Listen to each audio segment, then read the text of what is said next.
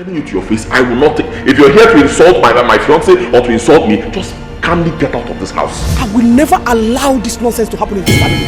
Kemefuna went to work and is yet to return. You and I knows that boy was legally adopted by our late brother. Some policemen to arrest him and his mother, and now they have taken them away. Very soon, you and this your so-called son, as you claim, will have a feel of my wrath. Now I have come to realize why both of you connived and killed my sister's husband and my sister.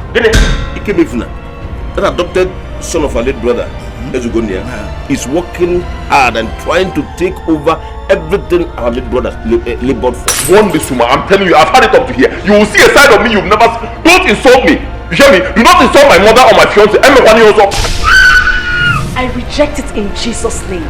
Until he will survive it.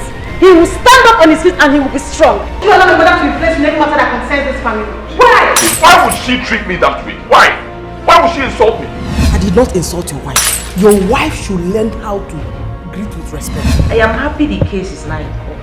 The problem Ikem is facing now is that he hasn't found the document needed as an evidence. He is not a member of this family. Where's up with you? What are you? Go to your own father's house and go and make noise. This is my father's house. Please tell her to leave. I will not take this thing.